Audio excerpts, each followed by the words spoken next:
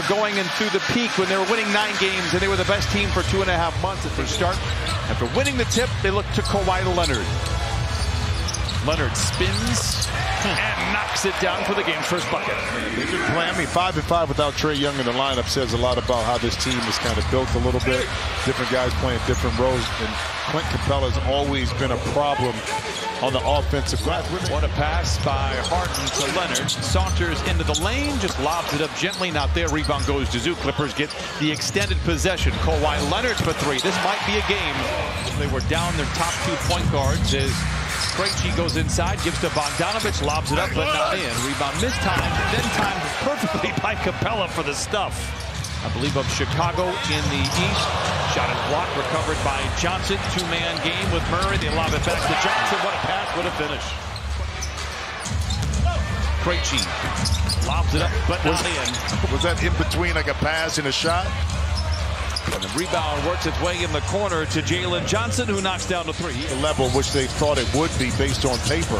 Individually, they have had good seasons that have not equated into wins. Kawhi Leonard is going to score almost every point for the Clippers. He's got 10 of the 12. Clippers by 1. Johnson comes away with the rebound for Atlanta. If you didn't see the game in Chicago, Paul George was 11 of 12 from the field. Murray with a 3 and a timeout for the Clippers. I'm telling you, man, that's some Larry Bird stuff right there. I will say, as talented as Kyrie is, he's not the trash talker that Larry Bird is. That is for sure. George coming off the screen, curling, catching, and connecting, bringing the Clippers to within 1. Nice play out of the timeout. Oh, Jim, that's right in your wheelhouse, though. Sally Jesse, you mean from talk show host. Trent Forrest inside, no. And a finish by Fernando, and he jams it down. It's 21-16 Atlanta. And that's why the offensive rebounds and the putbacks are plentiful. George, the runway is clear. Cocks it back and punches it in. Clippers 7 of 14, Atlanta 9 of 18. By the way, 7 made shots, 5 assists for the Clippers. Hunter inside, counted at a foul. He's talked about the influence that Kawhi had, just showing him how to work, how to be a professional. Forrest inside, they go out on the wing to Hunter for 3. It's good. Big intensity in a situation I don't think he's been familiar with for a while. He struggled a little bit in New Orleans. He can get his groove right back. Oh, and the all-time leader in corner threes made continues. Because defensively they blocked in or they knocked in some big shots, and we can see PJ playing that role. Big 3 for Kawhi, counted in a foul. 16 first quarter points for Leonard. Tice. Now a turnover. A minute gone by in this first quarter. 31-29. Hawks out in front. Bogdanovic for 3 and knocks it in. Fernando comes away with a big rebound inside. Atlanta leads 36-29. Johnson the other way. Reverse layup is good. It is 38-29. Counted on a foul. 2-man game with Tice. Finds an open Terrence Mann in the corner for 3. It's good. A quick 5-0 strike for the Clippers. And they cut the lead down 39-34.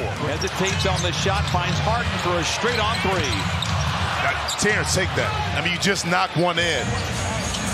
And then the Clippers get torched defensively. Maybe that's a player who, like a PJ Tucker, has been out of the rotation for some time. Maybe it's one of the more trusted players with that 5, like in the Beats and Zubats.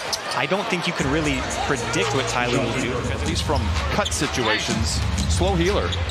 Yeah, he's not putting enough vitamin E on that thing. You know what I mean? He gotta get the pill, open it up, and actually put the vitamin E on it. I do believe that sometimes the injury situation can help the team long term. Again, Plumlee went down in early November. You find Daniel Tice in Atlanta. Harden inside, blocked from behind by his one-time teammate Clint Capella in Houston. Murray the other way. Wesley Matthews had a season high against Utah, picks up where he left off, coming off the bench. How about the job that New York has done, though, with their injuries, but still able to keep pace and maintain their 4th position? All right, I'm getting a little concerned about this now. 17-point lead for the Hawks. Leonard surrounded by defenders, and it's Capella that plucks it off the iron.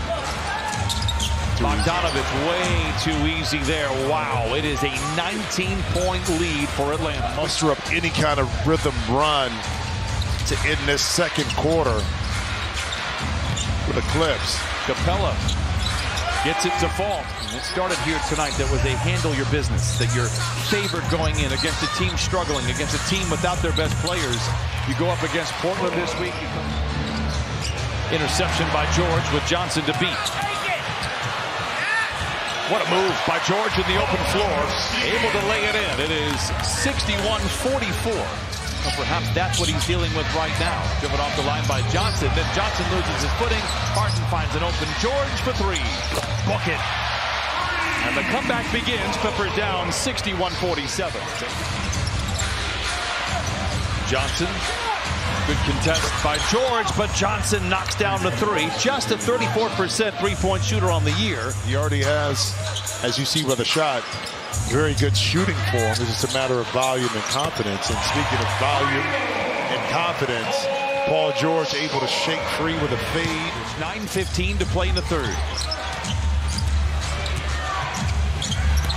The lob to Capella from Bogdanovic and an easy finish inside. Three of the five starters for Atlanta in double figures. Counted on a foul for Kawhi Leonard. 7 to shoot for Krejci. 4 to shoot Murray. Wow, boy, big three. 11 triples now for Atlanta. And what do you do about that? A quick trigger right there by Terrence Mann. 70-53. Hawks have pretty much led the entire game. Another three for Murray and another one that falls. Helped fund the YMCA with the Junior Clippers program. It's been wonderful. It's great to see them here from Palmdale. Jalen Johnson out of the timeout. Yikes. It is now 75-53, largest lead of the game. The Clippers lost to the Pelicans. They lose the tiebreaker. The Pelicans are leading in their division as well. There is no tiebreaker that favors the Clippers if they are tied with the Pelicans. Coming out of the break, I was expecting the Clippers to be very focused, very nuanced. We haven't seen it yet. And time is wasting. Matthews in the corner for three. It's good. Strong drive by Hunter inside, high off the window and in. Wow.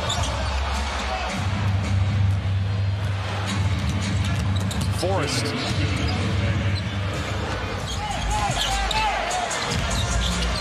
Can't shake free. Playing with it. Playing with it. It's Johnson. Hunter counted and a foul. Now everybody's trying to get closer to the basket instead of maintaining the spacing and gaps, because you're not hitting shots a la kind of like what the Hawks have been able to do. Hunter off the bench with 18 on 7 of 10 shooting. Harden counted and a foul. It's his first bucket. Clippers get into the paint on back-to-back possessions there. Fall deep into it. And it was a level of kind of the front office wrinkle that I did not fully appreciate. It's a lot easier to kind of build your organization around those individuals. Excellent hustle here from P.J. Tucker in a lopsided affair so far. Harden feeling it. Oh, he knocks it down. It's a 20-point game. Good defense, though, right there. But then on the second, the Clippers had 2 good efforts. The third effort, however, Atlanta came out with a lot more energy and effort early in this game, and they set the tone. And thus far, we couldn't respond to that, only in small spurts. 9 points now. Coffee in the corner for 3. Clippers 11 of 36 from the three-point line. That's 30%. Johnson in the corner for 3, and that might be the dagger. Indeed it is. Boston off the curl, can't get it to fall. And Moon gets the rebound once again and puts it in. Like I said, I'm always a fan. I've told the story before. It's worth saying. I do believe that is a long enough runway. But as Jim pointed out, it has to start with the effort from the word go. And they'll have a chance to do it on Wednesday night in Portland.